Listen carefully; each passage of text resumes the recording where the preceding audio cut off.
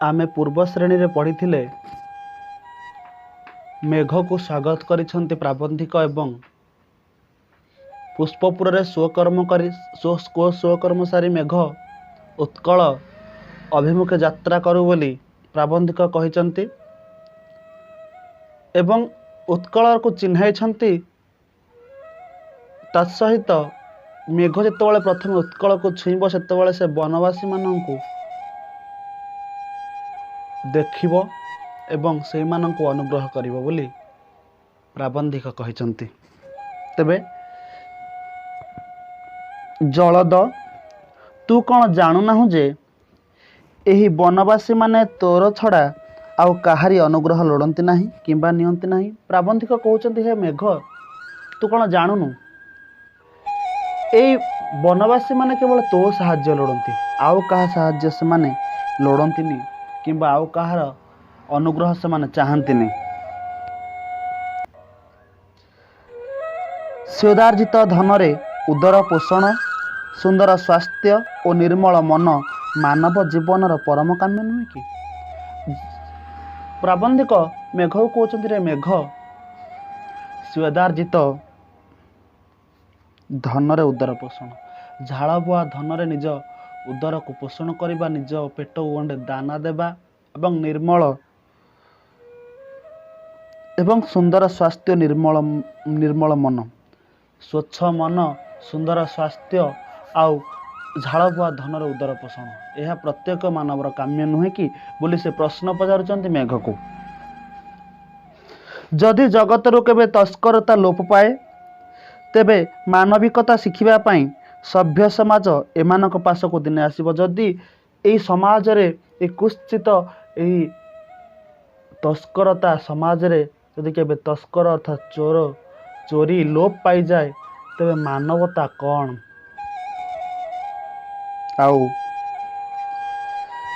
मानविकता कौन आ मानविकता किपरि मानविकता परिभाषा केमिति जानिबा पई कौन करिवे ना सभ्य समाजर लोक माने एई वनवासी मानक निकट को आसीबे। एणु तू एमान को निराश न करी अविरत बारीपातरे वनभूमि को श्यामल और उज्ज्वल करदेबु। एही निरीह एवं कर्मठ वनवासी मानकु तू निराश करिबुनि रे मेघ तू सेमानंकु अविरत बारीपातरे मुग्ध करिबु सेमानंक धान खेत को पुरई देबु श्यामलित करदेबु। तोर कृपारे शाली क्षेत्र रे नव नीलिमा खेली बुलिब निर्झरिणी गिरिदरी रे क्रीड़ारत बश्चतरी परि नाची उठिब। कौन कहउचंती ना तोर कृपा तू टिके दया करदेले झाउली पड़िथिबा धान खेत रे पुणी नुआ श्यामल नीलिमा खेली उठिब। आउ कौन हम ना गिरिदरी रे निर्झरिणी माने पहाड़ खोलरे पहाड़ गुंफारे जो सृष्टि हेब निर्झरिणी झरणा गुड़िक बश्चतरी अर्थात बाछुरी जमती कौला बाछुरी डेई डेई बुले ठीक सेमिति बश्चतरी भली एई गिरी कंदररु निर्झरिणी माने बही जिबे नाची उठिबे। भंज नृपपालित कलापीर केकारे वनभूमि पूर्ण हेब। भंज नृपपालित अर्थात मयूरभंज देख पिले मु तुमको पूर्वर कही एठार तीनोटी कथा तुमको देखी गोटे है ऐतिहासिक सांस्कृतिक और भौगोलिक। तबे भौगोलिक क्षेत्र में आम देखा गले मेघ पाटणारू मयूरभंज को आसी मयूरभंज केउंझर देवगढ़ संबलपुर यही तार गतिपथ। तेणु उत्तर ओडिशा आसी मेघ पश्चिम ओडिशा पूर्व ओडिशा दक्षिण ओडिशा दे पुणी अग्रसर करिछि। तबे मोर कहिबार कथा होची मेघ को प्राबंधिक कहउचंते जे टिके अनुग्रह करदेबु कौन है ना वनवासी मानकर ଶସ୍ୟ କ୍ଷେତ୍ର ଧାନ କ୍ଷେତ ଆଜି ପୁଣି ଶ୍ୟାମଳିତ ହୋଇ ଉଠିବ। ଗିରିଦରିରେ ସୃଷ୍ଟି ହୋଇଥିବା ଝରଣାମାନେ ନାଚି ଉଠିବେ ବାଛୁରୀ ପରି ଏବଂ କ'ଣ ହେବ ନା ଭଞ୍ଜ ରୂପ ପାଳିତ କଳାପୀର କେକାରେ ବନଭୂମି ପୂର୍ଣ୍ଣ ହେବ। ଭଞ୍ଜ ରୂପ ପାଳିତ କଳାପୀର କେକାରେ ଏଇ ଜଙ୍ଗଲ ଗୁଡ଼ିକ କ'ଣ ହେବ ନା କଳାପୀର କେକାରେ ମୟୂରର ନୃତ୍ୟ ମୟୂର ରାବରେ ପୂର୍ଣ୍ଣ ହୋଇଯିବେ। ତତ୍ସହିତ କ'ଣ ହେବ ନା ବନ୍ୟ ଯୁଥିର ପରିମଳରେ ବନଭୂମି ଆମୋଦିତ ହେବ। ଯୁଥ ହେଲା ସମୂହ। ବନରେ ଅନେକ ଗଛ ପତ୍ର ପୁଣି କଅଁଳି ଉଠିବେ ଏବଂ ପୁଣି ପରିମଳ ଦିଶିବ ସାରା ଜଙ୍ଗଲ। କଦମ୍ବ ପୁଲକରେ କଣ୍ଟକିତ ହୋଇ ଉଠିବ ଓ କୃଷ୍ଣଚୂଡ଼ା ନିଜ ତରୁଣ ତନକୁ ଦେଖି ନବତରୁଣୀ ପରି ଲଜ୍ଜାରୁଣ ହୋଇପଡ଼ିବ। ତୋର ସ୍ପର୍ଶରେ କଦମ୍ବ ପୂର୍ଣ୍ଣତା ଲାଭ କରିବ, କଣ୍ଟକିତ ହୋଇ ଉଠିବ ଏବଂ ଗୋଟିଏ ତରୁଣୀ ଭଳି ନିଜକୁ ନିଜେ ଚାହିଁପାରିବନି। କୃଷ୍ଣଚୂଡ଼ା ତୋର ଅନୁଗ୍ରହରେ ଏତେ ବିଭବ, ତୁ କ'ଣ ଦେଖିବାକୁ ଚାହୁଁନାହୁଁ? ପ୍ରାବନ୍ଧିକ କହୁଛନ୍ତି ତୁ ଟିକିଏ ଦୟା କରିଦେଲେ, ତୁ ଟିକିଏ ଅନୁଗ୍ରହ କରିଦେଲେ ଏତେ ଗୁଡ଼ାଏ ସମ୍ପଦ ପାଇଯିବୁ, ଏତେ ଗୁଡ଼ାଏ ଲାଭ, ଏତେ ଗୁଡ଼ାଏ ଧନ ପାଇବୁ। ତୁ କ'ଣ ଚାହୁଁନୁ ଟିକିଏ ଦୟା କରିବା ପାଇଁ?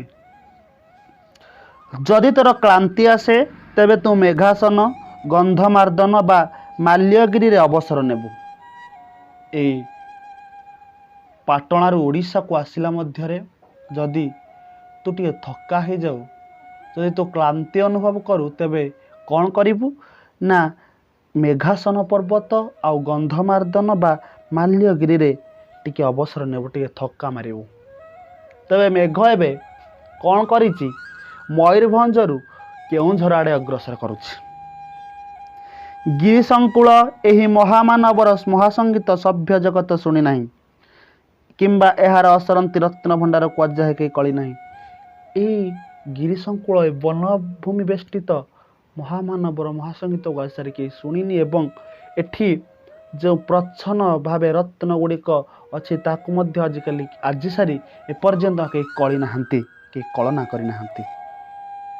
ବିକ୍ଷିପ୍ତ ବାରିରାଶିର ଅଗଣିତ ତରଙ୍ଗ ପରି ଅନାଦି ଯୁଗରୁ ଏହାର ଉଦାର ସଙ୍ଗୀତ ଏହାରି ବକ୍ଷରେ ହିଁ ମିଶି ଆସିଛି। ଯେପରି ଜଳରାଶି ମାନେ ବିକ୍ଷିପ୍ତ ହୋଇଯାଆନ୍ତି, ଠିକ୍ ସେହିପରି ଅନାଦି ଯୁଗରୁ କାହିଁ କେବେଠୁ ଏଇ ମହାସଙ୍ଗୀତ ଏଇ ଗିରିଶଙ୍କୁଳ ଭୂମିରେ, ଏଇ ବନବେଷ୍ଟିତ ଭୂମିରେ ସୃଷ୍ଟି ହୋଇ ଏଇ ବନବେଷ୍ଟିତ ଭୂମିରେ ମିଶି ଯାଇଛି।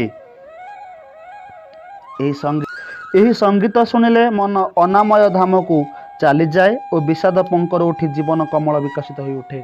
ଏହି ମହାସଙ୍ଗୀତ ଶୁଣିଲେ ଆମ ମନରୁ ଦୁଃଖ ଚାଲିଯାଏ ଏବଂ ସୁଖ ରୂପକ କମଳ ଫୁଟି ଉଠେ। ବିଷାଦ ରୂପକ ପଙ୍କରୁ କମଳ ଫୁଟି ଉଠେ, ସୁଖ ବାହାରି ଆସେ, ଆମ ମନ ପୁଲକିତ ହୋଇଯାଏ, ଆମ ମନରେ ବିଷାଦର କାଳିମା ଲିଭିଯାଏ। ଏହି ସଙ୍ଗୀତ ଶୁଣି ଶୁଣି ଖଣ୍ଡାଧାର ଓ ଦେବଗଡ଼ ପ୍ରପାତରେ କ୍ରୀଡ଼ା କରି ମହାବନରେ ଭ୍ରମୁ ଭ୍ରମୁ ଏହାର ଅସରନ୍ତି ବିଭବ ଦେଖି ତୁ ଚକିତ ହୋଇଯିବୁ। ଏହି ସଙ୍ଗୀତକୁ ଶୁଣି ଶୁଣି ତୁ କ'ଣ କରିବୁ? ତୁ ଗୋଟେ ଜାଗା ରହିଯିବୁନି ମେଘ, ତୁ ଚାଲିଥିବୁ, ଅବିରତ ଚାଲିବୁ, ଅବିରତ ଜଳ, ଅବିରତ ବାରି ସିଞ୍ଚି ଦେଇ ତୁ ଚାଲିବୁ, ଆଗକୁ ଅଗ୍ରସର ହେବୁ ସାରା ଉତ୍କଳକୁ। ଦେବଗଡ଼ ଖଣ୍ଡାଧାର ଜଳପ୍ରପାତରେ ଟିକେ ଖେଳି ମହାବନରେ ଭ୍ରମୁ ଭ୍ରମୁ ଏହାର ଅସରନ୍ତି ବିଭବ ଦେଖି ତୁ ଚକିତ ହୋଇଯିବୁ। ଏହି ବନରେ ଯେତେବେଳେ ତୁ ଭ୍ରମଣ କରୁଥିବୁ, ଯେତେବେଳେ ବନ ଦେଇକି ତୁ ଗତି କରୁଥିବୁ, ଏଇ ବନରେ ଥିବା ବିଭବ ଅସରନ୍ତି ଧନ ଗୁଡ଼ିକୁ ଦେଖି ତୁ ମଧ୍ୟ ଚକିତ ହୋଇଯିବୁ, ଆଶ୍ଚର୍ଯ୍ୟ ହୋଇଯିବୁ ମେଘ। ଦୁଃଖିନୀ ଜନନୀ ଅଯୋଗ୍ୟ ସନ୍ତାନମାନଙ୍କ ଭୟରେ ଏହିଠାରେ ହିଁ ଅସରନ୍ତି ରତ୍ନ ଭଣ୍ଡାର ଲୁଚାଇ ରଖିଛି। ଦୁଃଖିନୀ ଉତ୍କଳ ଜନନୀ ତାର ଅଯୋଗ୍ୟ ସନ୍ତାନ ପାଇଁ କାଳେ ଦୁରୁପଯୋଗ କରିବେ ସେଇ ଧନକୁ, କାଳେ ସେ ଧନକୁ ସେ ତସ୍କର ହାତକୁ ଦେଇଦେବେ। ତେଣୁ ଅଯୋଗ୍ୟ ସନ୍ତାନ ପାଇଁ ଦୁଃଖିନୀ ଜନନୀ କ'ଣ କରିଛି? ଅଯୋଗ୍ୟ ସନ୍ତାନମାନଙ୍କ ଭୟରେ ଦୁଃଖିନୀ ଜନନୀ ଏହି ବନଭୂମିରେ ସେ ରତ୍ନ ସବୁକୁ, ସେ ବିଭବ ସବୁକୁ ଗଚ୍ଛିତ ରଖିଛି, ଲୁଚେଇ ଦେଇଛି।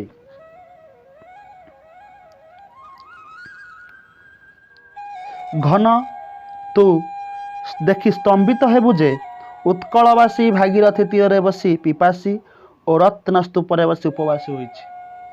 ହେ ମେଘ, ଯେତେବେଳେ ତୁ ଉତ୍କଳକୁ ଯିବୁ ଏବଂ ଯେତେବେଳେ ଏଇ ବନ୍ୟ ଭୂମିରେ ତୁ ବିଚରଣ କରୁଥିବୁ, ତୁ ଆଶ୍ଚର୍ଯ୍ୟ ହେଇଯିବୁ ଉତ୍କଳବାସୀ କ'ଣ କରିଛନ୍ତି ନା ଗଙ୍ଗା କୂଳରେ ରହି ଏମାନେ ଶୋଷିଲା ଏବଂ ଧନ ଉପରେ ବସି ମଧ୍ୟ ଏମାନେ ଭୋକିଲା। ଅର୍ଥାତ୍ ଏମାନଙ୍କୁ ସଠିକ୍ ବିନିଯୋଗ କରାଯାଇନି। ଏମାନେ ଦରିଦ୍ର ସେହିଭଳି ହୋଇଯାଇଛନ୍ତି। ଧନ ସେମାନଙ୍କ ହାତ ପାହାନ୍ତାରେ ମାତ୍ର ସେମାନଙ୍କ ପାଖରେ ପହଞ୍ଚି ପାରେନି। ତେଣୁ ପ୍ରାବନ୍ଧିକ କହିଛନ୍ତି ଯେ ଉତ୍କଳବାସୀ ଭାଗୀରଥୀ ତୀରରେ, ଭାଗୀରଥୀ ହେଲା ଗଙ୍ଗା, ଭାଗୀରଥୀ ତୀରରେ ବସି ପିପାସୀ ଶୋଷିଲା ଏବଂ ରତ୍ନ ସ୍ତୂପରେ ବସି ସେମାନେ ରତ୍ନ ଭଣ୍ଡାର ଉପରେ ବସି ମଧ୍ୟ ସେମାନେ ଉପହାସରେ ଦିନ କାଟୁଛନ୍ତି। ଏହି ମହାବନରୁ ପଶ୍ଚିମାଭିମୁଖରେ ତୋର ବିଜୟ ରଥ ବାହି ସୂକ୍ଷ୍ମଶାଳୀର ଗନ୍ତାଘର ସମ୍ବଲପୁର ଅଞ୍ଚଳରେ ପହଞ୍ଚିଯିବ। ସୂକ୍ଷ୍ମଶାଳୀ ଛୋଟ ଧାନ। ତୁ ଉତ୍ତର ଓଡ଼ିଶା ଦେଇ ଆସିବୁ ଏବଂ ପଶ୍ଚିମକୁ ଟିକେ ବୁଲିଯିବୁ।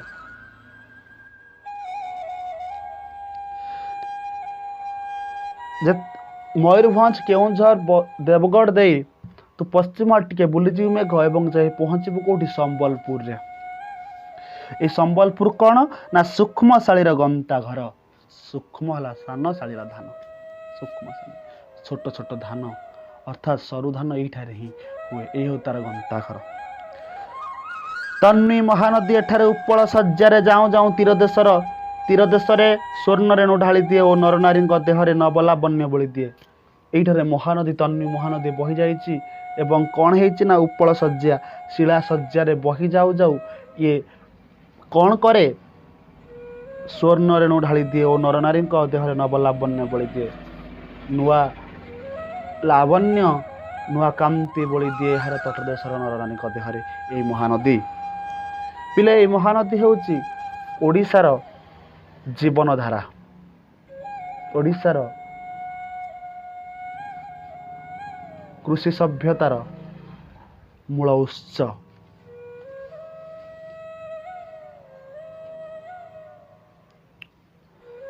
ଦୁଃଖ ଦୈନ୍ୟରେ ସୁଦ୍ଧା ଏଠାରେ ନରନାରୀଙ୍କୁ ବିଷାଦର କାଳିମା ଛୁଏ ନାହିଁ। ଏ ସମ୍ବଲପୁରରେ କ'ଣ ହୁଏ ନା ଏ ସମ୍ବଲପୁରରେ ଦୁଃଖ ଦୈନ୍ୟରେ ସୁଦ୍ଧା ଏଠାରେ ନରନାରୀଙ୍କୁ ବିଷାଦର କାଳିମା ଛୁଏ ନାହିଁ। ଏମାନେ ଦୁଃଖରେ ଥାଇପାରନ୍ତି, ଦରିଦ୍ର ହେଇଥାଇପାରନ୍ତି, ପରନ୍ତୁ ଏମାନେ ବିଷାଦିତ ହୁଅନ୍ତି ନାହିଁ। ଏମାନେ ସବୁବେଳେ ଉତ୍ଫୁଲ୍ଲିତ, ସବୁବେଳେ ପୁଲକିତ, ସବୁବେଳେ ହସ ହସ ମୁହଁ ଏମାନଙ୍କର। ପ୍ରାଚୀ ବଧୂ ଅରୁଣିତ ମୁଖରୁ ଅବଗୁଣ୍ଠନ ଖୋଲିବା ଆଗରୁ ଏଠାରେ ବଧୂମାନେ ସ୍ନାନ ସାରି ଶିଶିର ସ୍ନାତା ଶେଫାଳି ପରି ହାସ୍ୟମୟୀ ହୋଇ ଉଠନ୍ତି। ପୂର୍ବ ଦିଗରୁ ଅବଗୁଣ୍ଠନ ହେଲା ଓଢ଼ଣା। ପୂର୍ବ ଦିଗରୁ ପ୍ରାଚୀ ବଧୂ ପୂର୍ବ ଦିଗ ସୂର୍ଯ୍ୟଙ୍କ ଦେହରୁ ଓଢ଼ଣା ଖୋଲିବା ପୂର୍ବରୁ ଅର୍ଥାତ୍ ପୂର୍ବ ଦିଗରେ ସୂର୍ଯ୍ୟ ଉଦୟ ହେବା ପୂର୍ବରୁ ଏଇ ସମ୍ବଲପୁର ବଧୂମାନେ କ'ଣ କରନ୍ତି? ଲଳନାମାନେ କ'ଣ କରନ୍ତି? ସ୍ନାନ ସାରି ଶିଶିର ସ୍ନାତା ଶେଫାଳି ପରି ହାସ୍ୟମୟୀ ଉଠନ୍ତି। ଏମାନେ ଯେପରି ସକାଳୁ ସକାଳୁ ଶେଫାଳି ଫଳରେ ଶିଶିର ପଡ଼ି ଯେଉଁ ସୌନ୍ଦର୍ଯ୍ୟ ଦେଖାଯାଏ, ଠିକ୍ ସେହିଭଳି ଏମାନେ ସୂର୍ଯ୍ୟୋଦୟ ପୂର୍ବରୁ ନିଜର ସୁକର୍ମ ସାରି ସ୍ନାନ ମଧ୍ୟ କରିଦେଇଥାନ୍ତି। ଏମାନଙ୍କ ଅନଳସ ଚରଣରେ କମଳ ଫୁଟି ଉଠେ ଓ କଳାକୁଶଳ କର ସ୍ପର୍ଶରେ କ୍ଷୁଦ୍ର କୁଟୀର ସୁଦ୍ଧା ହସି ଉଠେ। ଏମାନଙ୍କ ଓଦା ପାଦରେ ଗାଧୋଇ ସାରି ଫେରିଲା ବେଳେ କମଳ ଫୁଟି ଉଠେ, ପଦ୍ମ ଫୁଟି ଉଠେ ଏବଂ କ'ଣ ହୁଏ ନା ସେମାନଙ୍କ ହସ୍ତରେ, ସେମାନଙ୍କ କରକମଳରେ, ସେମାନଙ୍କ ହାତ ଲାଗି ଛୋଟ ଛୋଟ କୁଟୀର ମଧ୍ୟ କ'ଣ ହୋଇ ଉଠନ୍ତି ନା ହସି ଉଠନ୍ତି, ଶୋଭାବର୍ଦ୍ଧନ କରନ୍ତି, କାନ୍ତିମୟ ହୋଇଯାଆନ୍ତି। ପିଲେ ଚିକିରକୁ ବଳି ତୋର ଲୋଭନୀୟ କଜ୍ଜ୍ୱଳ କାନ୍ତିକୁ ବହୁ ଦିନରେ ଦେଖି ଏମାନେ ଆୟତ ନୟନରେ ଚାହିଁ ରହିବେ। ଚାରୁ ଚିକିରକୁ ବଳି ତୋର ଲୋଭନୀୟ କଜ୍ଜ୍ୱଳ କାନ୍ତି। ଚାରୁ ହେଲା ସୁନ୍ଦର, ଚିକୁର ହେଲା କେଶ। ସୁନ୍ଦର କେଶ, ସୁନ୍ଦର କଳା କେଶ ଠାରୁ କାନ୍ତି ଆହୁରି ଶୋଭା ତୋର ରୂପକୁ ଦେଖିକି, ତୋର କଳା ରୂପକୁ ଦେଖିକି ଏମାନେ କ'ଣ କରିବେ ନା ଆୟତ ନୟନରେ ଚାହିଁ ରହିବେ। ତୋତେ ଚାହିଁ ରହିବେ, ଏକା ଲୟରେ ଚାହିଁ ରହିବେ। ଘନ ବିଲ୍ଲୋଳ ନେତ୍ର ଭଙ୍ଗୀରେ ଭଳି ଯାଇ ସ୍ୱକର୍ମ ଭୁଲିବୁ ନାହିଁ। କେଦାର ଭରା ବାରିପାତରେ ସମ୍ବଲପୁରକୁ ଶ୍ୟାମଳ କରି ଆସିବୁ। ଏ ତରୁଣୀମାନଙ୍କ ବିଲୋଳ ନେତ୍ର ବିଲୋଳ ଚାହାଣୀରେ ତୁ ଭଳି ଯିବୁନି, ବରଂ କ'ଣ କରିବୁ ନା ସମ୍ବଲପୁରକୁ ଶସ୍ୟ ଶ୍ୟାମଳା କରିଦେବୁ ତୋର ଅବାରିତ ତୋର ବାରିପାତରେ। ଏହାପରେ ଅସରନ୍ତି ବେଣୁବନ ଉପରେ ସଞ୍ଚରଣ କରି ଉପକୂଳ ଆଡ଼କୁ ଗତି କଲାବେଳେ ତୁ ଦେଖି ବିସ୍ମିତ ହେବୁ ଯେ ଯନ୍ତ୍ର ଦାନବର ପ୍ରତିଦିନ ପାରଣା ହୋଇ ସୁଦ୍ଧା ବଂଶ ବୃଦ୍ଧି କରି ଚାଲିଛି ଓ ବାନର ବାନରୀଙ୍କ କ୍ରୀଡ଼ା ଦୋଳିକା ହୋଇ ରହିଛି। ଏଇ ସମ୍ବଲପୁରରେ ଯେତେବେଳେ ତୁ ବାରିପାତ କରି ପୁଣି ଅଗ୍ରସର ହେବୁ ଆଗକୁ ତୁ ଦେଖି ବିସ୍ମିତ ହେଇଯିବୁ। କ'ଣ ନା ଅସରନ୍ତି ବେଣୁ ବନ ଉପରେ ସଞ୍ଚରଣ କଲାବେଳେ ତୁ ଉପକୂଳ ଆଡ଼କୁ ସମ୍ବଲପୁରରୁ ଉପକୂଳ ଆଡ଼କୁ ବେଣୁବନ ହେଲା ବାଉଁଶ ବନ ଉପରେ ତୁ ଅତିକ୍ରମ କଲାବେଳେ ଦେଖି ବିସ୍ମିତ ହେଇଯିବୁ ଯେ ଯନ୍ତ୍ର ଦାନବର ପ୍ରତିଦିନ ପାରଣା ହେଉଛି ଉପବାସ ପରେ ପ୍ରଥମ ଭୋଜନ। ପ୍ରତିଦିନ ଯନ୍ତ୍ରମାନବ ଏଇ ବଂଶବନ ବେଣୁବନ ବାଉଁଶ ବଣକୁ ଧ୍ୱଂସ କରୁଛି। ପ୍ରତିଦିନ ତାକୁ ସେ ନିଜ ଉଦରରେ ସମାହିତ କଲା ପରେ ମଧ୍ୟ ଦେଖିବୁ ଏ ବାଉଁଶ ବଣ ଦିନକୁ ଦିନ ବଢ଼ି ଚାଲିଛି ଏବଂ କ'ଣ ହେଉଛି ନା ମାଙ୍କଡ଼ମାନଙ୍କର ଖେଳ କୌତୁକର ଇଏ ଗୋଟିଏ ମାଧ୍ୟମ ହୋଇଯାଇଛି ଏଇ ବାଉଁଶ ବଣ। ଏହି ବଂଶବନକୁ ବାୟୁ ହୁଲ୍ଲୋଳରେ ଦୋହଲାଇ ଓ ସମସ୍ତ ଅଞ୍ଚଳକୁ ଶ୍ୟାମଳ କରି ଟଙ୍କିଳ ଅନୁଗୁଳ ପଥରେ କପିଳାସ ସ୍ପର୍ଶ କରି ଉପକୂଳରେ ପହଞ୍ଚିବା ଆଗରୁ ଦୂରରେ ସୌଧାବଳୀ ଦେଖି ଜାଣିବୁ ଯେ ଏହି ସେଇ କଟକ ଉତ୍କଳର ଉତ୍ତମାଙ୍ଗ। ଏଇ ବାଉଁଶ ବନକୁ ଟିକେ ପବନରେ ହଲେଇ ଦେଇ କ'ଣ କରିବୁ ନା ଟଙ୍କିଳ ଅନୁଗୁଳ ପଥରେ ଟିକେ ଗଲାବେଳେ ସମ୍ବଲପୁରରୁ ଅନୁଗୁଳ ପଥ ଦେଇ ଢେଙ୍କାନାଳରେ ଟିକେ ଦର୍ଶନ କରିବୁ କପିଳାସକୁ ଏବଂ ଉପକୂଳରେ ପହଞ୍ଚିବା ଏବଂ ସେହି ପଥରେ ଉପକୂଳ ଆଡ଼କୁ ଅଗ୍ରସର ହେବା ବେଳେ ପହଞ୍ଚିବା ପୂର୍ବରୁ ଦେଖିବୁ କ'ଣ ନା ସୌଧମାଳା, ଅନେକ କୋଠେ ଘର, ଅନେକ ସୌଧମାଳା ଏବଂ ଜାଣିବୁ ଏଇ ସୌଧମାଳା ଏଇ କଟକ, ଏଇ ସୌଧମାଳାର ନଗରୀ ହେଉଛି କଟକ ଏବଂ ଏଇ କଟକ ହେଉଛି ଉତ୍କଳର ଉତ୍ତମାଙ୍ଗ ଉତ୍କଳର ମସ୍ତକ ଏଇ କଟକ। ଘନ ମେଘ ଏହି ଥିଲା ଦିନେ ଗର୍ବିତ ଗଜପତିର ରାଜଧାନୀ। ଉତ୍କଳର ରାଜଧାନୀ ଏ ଥିଲା, ଗଜପତିଙ୍କର ରାଜଧାନୀ ଥିଲା ଏ କଟକ। ଆଉ ଏହିଠାରୁ ହିଁ ତାର ଅଜୟ ବାହିନୀ ଝଟିକା ବେଗରେ ଦୁର୍ଗରୁ ଦୁର୍ଗାନ୍ତରକୁ ଗତି କରି ଚାଲିଥିଲା ଏବଂ ଏହି କଟକରୁ ଆମ ଓଡ଼ିଆ ପାଇକମାନେ ଉତ୍କଳୀୟ ସୈନିକମାନେ ଝଟିକା ବେଗରେ ବିଜୁଳି ବେଗରେ ଗଡ଼ରୁ ଗଡ଼ ଜୟ କରୁଥିଲେ ସେମାନଙ୍କ ଯୁଦ୍ଧ କୌଶଳରେ। ସ୍ମୃତିପୁତ ବିଡ଼ାନାସୀ ଆଜି ମୃତ୍ତିକାର ଅବଲୁପ୍ତ, ମାତ୍ର ଲୁଣ୍ଠିତ ବାରବାଟୀର ସ୍ଖଳିତ ପ୍ରସ୍ତରରେ ତାର ସ୍ମୃତି ଓ କୀର୍ତ୍ତି ଆଜି ଯାଏ ଲାଗି ରହିଛି। ଏହି ସ୍ମୃତିର ବିଡ଼ାନାସୀ କଟକକୁ ମଧ୍ୟ ବିଡ଼ାନାସୀ କଟକ କୁହାଯାଏ। ବିଡ଼ାନାସୀ ଆଜି ବିଲୁପ୍ତ, ସେ ଦିନ ଆଉ ନାହିଁ, ମାତ୍ର ତାର କୀର୍ତ୍ତି ଗୁଡ଼ିକ ଏବେ ବି ଉଜ୍ଜ୍ୱଳିତ ଭାସି ଉଠେ, ଉଜ୍ଜୀବିତ ହୋଇ ଉଠିଛି ବାରବାଟୀ କିଲ୍ଲାରେ। ଆଜି ଯାଏ ଲାଗି ରହିଛି ଓ ମର୍କତ କେଶରୀର ମହାକୀର୍ତ୍ତି ଆଜି ଯାଏ ଚିତ୍ରୋତ୍ପଳାର ମେଖଳା ପରି ଦିଶୁଛି।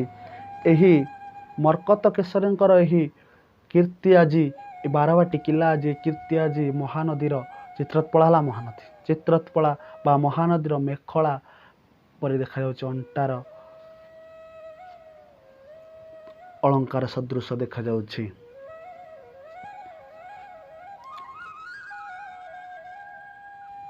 ଏହିଠାରେ ହିଁ ବହୁ କବି, ଜ୍ଞାନୀ, ଗୁଣୀ ଓ କର୍ମୀ ଅଳ୍ପ ଦିନ ତଳେ ଉତ୍କଳର ମହାନିଶାରେ ଉଜାଗର ରହି ଜ୍ଞାନ ଦୀପ ଜାଳିଗଲେ।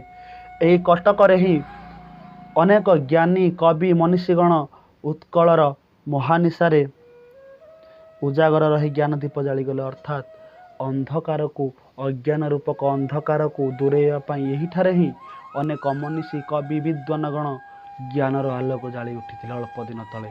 ପୁଣି କ'ଣ କହୁଛନ୍ତି ନା ଏହି ଦୀପ ଅଖଣ୍ଡ ରହୁ, ଜ୍ଞାନର ଦୀପ ସେଇଭଳି ସବୁବେଳେ ଜଳୁଥାଉ, ସେଇଭଳି ସବୁବେଳେ ଅଖଣ୍ଡ ଥାଉ। ଏହା ହିଁ କାମନା କରି ତୁ କଟକକୁ ଶ୍ୟାମଳ କରି ଚାଲି ଆସିବୁ। ଯେଉଁ ଭୂମିରେ ଅଳ୍ପ ଦିନେ ତଳେ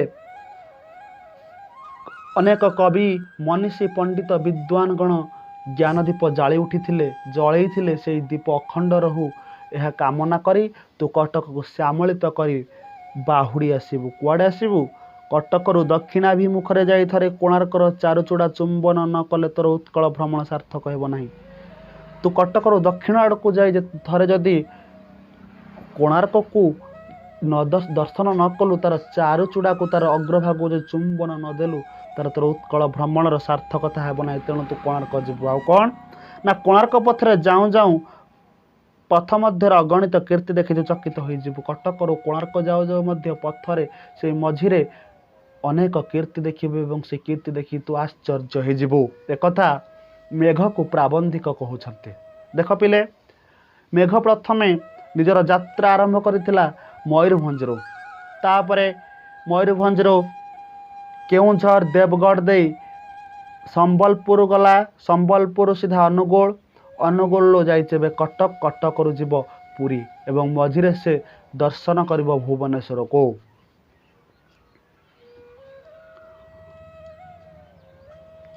ମାତ୍ର ଘନ ଏହି ସ୍ମୃତି ଶ୍ମଶାନରେ ଅଟକି ଗଲେ ତୋର ସ୍ୱକାର୍ଯ୍ୟ ସାଧନାରେ ବିଳମ୍ବ ଘଟିବ। ଏଣୁ ତୁ ଅତୀତ ଉତ୍କଳ ମହୀର ମାନଦଣ୍ଡ ପରି ଦଣ୍ଡାୟମାନ ଖାଲି ଲିଙ୍ଗରାଜ ନିକେତନରେ ଚାରୁଚୂଡ଼ା ପ୍ରତି ଆନତ ହୋଇ ଉପକୂଳ ପଥରେ ଗତି କରି ଚାଲିଯିବୁ। ହେ ମେଘ, ଲେଖକ କହୁଛନ୍ତି, ହେ ମେଘ, ଏହି ସ୍ମୃତି ଶ୍ମଶାନ କଟକରେ ତୁ ରହିଗଲେ ତୋର କାର୍ଯ୍ୟ ସାଧିତ ହୋଇପାରିବନି। ତେଣୁ କ'ଣ କରିବୁ ନା, ତୁ ଏ କଟକରୁ ଗଲାବେଳେ କେବଳ ଭୁବନେଶ୍ୱରରେ ଲିଙ୍ଗରାଜଙ୍କୁ ଦର୍ଶନ କରି ତାଙ୍କ ଚାରୁଚୂଡ଼ାରେ ଟିକେ ସ୍ପର୍ଶ କରି ତୁ ତୋ ଗତି ପଥରେ ଆଗକୁ ଯିବୁ। ବେଳାଭୂମିର ଶ୍ୟାମଳ ପଥରେ ଯିବାବେଳେ ପଲ୍ଲୀବାଳାମାନେ ତୋର ସ୍ୱାଗତ ପାଇଁ ଶଙ୍ଖ ଧରି କୁଟୀରରୁ ବାହାରି ଆସିବେ। ତୁ ଯେତେବେଳେ ଭୁବନେଶ୍ୱରରୁ ପୁରୀ ଅଭିମୁଖେ ଯାଇ ବେଳାଭୂମିରେ ଯିବୁ, ସେତେବେଳେ ପଲ୍ଲୀବାଳାମାନେ, ପଲ୍ଲୀ ଲଳନାମାନେ, ପଲ୍ଲୀ ଝିଅମାନେ ତୋର ସ୍ୱାଗତ ପାଇଁ କୁଟୀରରୁ ବାହାରି ଆସିବେ ଶୁଭ ଶଙ୍ଖ ଧରି। ଘନ, ଏଠାରେ ତୁ ଟିକିଏ ଅଚଞ୍ଚଳ ହୋଇ ଗତି କରିବୁ। ଆଉ ପ୍ରଗଳ୍ଭ ପରି ବୃଥାରେ ବାଚାଳ ହେବୁ ନାହିଁ। ହେ ମେଘ, ତୁ ଏଇଠାରେ ଟିକେ ଚଞ୍ଚଳ ହେବୁନି, ଟିକେ ଧୀରେ ଧୀରେ ଧୀରେ ଧୀରେ ଯିବୁ। ପ୍ରଗଳ୍ଭ ହେବୁନି, ବାଚାଳତା ହେବୁନି। ତେଣୁ କ'ଣ କରିବୁ? ତୁ ଏଠାରେ ଟିକେ ଅଚଞ୍ଚଳ ହୋଇ ଗତି କରିବୁ, ଚଞ୍ଚଳ ହେବୁ ନାହିଁ। ପଲ୍ଲୀବାଳାମାନଙ୍କ ଲୋଳ ନୟନ ତୋର ଚଞ୍ଚଳ ଗତିପଥ କଳନା କଲେ ସେମାନଙ୍କ କୁଙ୍କୁମାକ୍ତ ଅଞ୍ଚଳ ସିନ୍ଧୁ ବାତରେ ଉଡ଼ିଯାଇ କେତେକ ବନରେ ଲାଗିଯିବ। ତୁ ଯେତେବେଳେ এই ବେଳାଭୂମି କରେ କରେ ଯିବୁ, ସେତେବେଳେ ପଲ୍ଲୀବାଳାମାନେ ତୋତେ ଦେଖିବେ, ସେତେବେଳେ ତୁ ଚଞ୍ଚଳ ହେବୁନି। ନହେଲେ ଏମାନେ ତୋତେ ଅନୁଧ୍ୟାନ କଲାବେଳେ, ତୋତେ ଦେଖିଲା ବେଳେ ସିନ୍ଧୁ ବୋଇଲେ କ'ଣ? ସିନ୍ଧୁ ହେଲା ସମୁଦ୍ର, ବାତ ହେଲା ପବନ। ସିନ୍ଧୁ ବାତରେ ସମୁଦ୍ର ପବନରେ, ସାମୁଦ୍ରିକ ପବନରେ ଏମାନଙ୍କ ଅଞ୍ଚଳ, ଏମାନଙ୍କ କାନି ସବୁ ଉଡ଼ିଯିବ। ଆଉ କେତକ ବନରେ ଲାଗିଯିବ, କେତକୀ ବନରେ ଏମାନଙ୍କ ଅଞ୍ଚଳ ସବୁ ଯାଇ ଲାଗିଯିବ। ଆଉ ଗୁଡ଼କଙ୍କ ଗଳିଯିବ। ଆଉ ନବଯୌବନ ଉନ୍ମୋଚନରେ ଲଜ୍ଜାମାନା ବରାକିନୀମାନଙ୍କ ତ୍ରସ୍ତ ଚାରୁଚରଣରେ ଗୁଡ଼କଙ୍କ ଗଳିଯିବ। ଯଦି ତୁ ଜୋରରେ ଯିବୁ, ତୋ ପବନରେ ଏମାନଙ୍କ ଅଞ୍ଚଳ ଉଡ଼ିଯିବ, ଏମାନଙ୍କ ପଣତ ଉଡ଼ିଯିବ, କେତକୀ ବନରେ ଲାଗିଯିବ ଏବଂ ଏମାନେ ତ୍ରସ୍ତ ହୋଇ ଏଣେ ତେଣେ ଗଲାବେଳେ, ଏଣେ ତେଣେ ଦୌଡ଼ିଲା ବେଳେ ଏମାନଙ୍କ ପାଦରେ ଗୁଡ଼କଙ୍କ ଲାଗିଯିବ। ଗୁଡ଼କଙ୍କ ଏକ କଣ୍ଟା ପିଲେ। ବରାକିନୀର ଅର୍ଥ ହେଲା ସୁନାଗୋରି। ପ୍ରାବନ୍ଧିକ କ'ଣ କହିଲେ? ଏଠାରେ ତୁ ଟିକେ ଅଚଞ୍ଚଳ ହେଲେ କ'ଣ ଚଳିବ ନାହିଁ? ଧୀର ଓ ଗମ୍ଭୀର ହୋଇ ରାଜଲୀଳା ଗତିରେ ଯାଉଁ ଯାଉଁ ମହୋଦଧିର ତୁଙ୍ଗ ତରଙ୍ଗାବଳୀରୁ ଉଦ୍ଗତ ହେଲା ଭଳି ବହୁ ଦୂରରେ କୋଣାର୍କର କୃଷ୍ଣଚୂଡ଼ା ତୋର ଗତିପଥରେ ଭାସି ଉଠିବ। ତୁ ଏଠାରେ ରାଜକୀୟ ଢଙ୍ଗରେ ଚାଲିଲା ବେଳେ, ରାଜା ଠାଣିରେ ଚାଲିଲା ବେଳେ ଦେଖିବୁ ସମୁଦ୍ରରୁ ବାହାରି ଆସିଲା ଭଳି ଦେଖାଯାଉଥିବ କୋଣାର୍କର ଚାରୁଚୂଡ଼ା, ତାର ସୁନ୍ଦର ମସ୍ତକ ଏବଂ ତାର ଅଗ୍ରଭାଗ। ତୁ ଜାଣିବୁ ଯେ ଏହି ସେଇ ଭୁବନ ମୋହନ କୋଣାର୍କ। ତୁ ଦୂରରୁ ଯାହାକୁ ଦେଖିବୁ ସତେ ଯେମିତି ସେ ସମୁଦ୍ରରୁ ବାହାରି ଆସିଛି ଯେଉଁ ସୁନ୍ଦର ବସ୍ତୁଟି, ଜାଣିବୁ ସେଇ ହେଉଛି ଭୁବନ ମୋହନ କୋଣାର୍କ, ଯିଏ ସପ୍ତାଶ୍ଚର୍ଯ୍ୟ ଭିତରେ ଗୋଟିଏ, ଯିଏ ଓଡ଼ିଆ ପାଇଁ ଗର୍ବ ଆଉ ଗୌରବ ହୋଇଯାଇଛି। ସ୍ୱର୍ଗଚିତ ପାରିଜାତ ପରି ତାହା ଆଜି ମ୍ଳାନ ଓ ଛିନ୍ନ ହୋଇ ବିଜନ ବେଳାରେ ପଡ଼ି ରହିଛି। ଏଇ कोणार्क आज स्वर्गोचित स्वर्गर पड़ जा गोटे पारिजात फूल भली म्लान से आज म्लान एवं कौन है ना विजन बेलार छिन्न हो विजन बेलार पड़ रही एकुटिया से आज पड़ रही म्लान रूप तार द्रप्त और गर्वित जातिर पराक्रमर प्रतीक एही महामंदिर एक पक्षरे तोते विपुल विभवर वार्ता और अन्य पक्षरे अतुलित ललित कलार छंदमयी गाथा एका बेले आनीदेव। ई जातिर गर्व ई जातिर द्रुप्त पराक्रमर प्रतीक ही कोणार्क कौन कर गोटे पाखर तोते एही जातिर अतीत को जनईदेव एवं आउ गोटे पाखरे तार ललित कला तार सौंदर्य को देखी तोते विमोहित करदेव। एही मुक मंदिर जदि मुख फिटंता तेबे से तोते अतीतर विभव गाथा कही विजन बेला को मुखरित कर दियंता। जदि मुक मंदिर जदि मंदिर आज कथा कहना ये विजन बेला को मुखरित कर दियंता तार अतीतर गाथा गायकी आउ कौन अथवा उच्चरोदन रे सिंधु घोष को बुड़ाई दियंता। यही मुक मंदिर जदि कथा कहता से तार अतीतर कहानी विभव गाथा तते शुणाता एवं अन्य पक्षर कौन करता ना उच्च रोदन रे सिंधु घोष को मध्य बुड़ाई दियंता। से सिंधुर समुद्रर गर्जन को मध्य से बुड़ाई दियंता तार रोदन रे। घन अतीतर एही म्लान श्मशान रे आ बेसी क्षण रहिले लाभ कौन हेबो। एहार चारु चूड़ा को चुंबन करी ओ मोहददी उपकूल को श्यामल करी त्वरागति नीलाचल पथ धरिबु। हे मेघ यही अतीतर श्मशान म्लान श्मशान रे रही बेसी समय रही तोर किसी लाभ ना बरं तार चारु चूड़े तू चुंबन दे तोर गति तोर अग्रसर आग को चलू नीलाचल पथ को। तेबे आज विषय एतिक थाउ। धन्यवाद।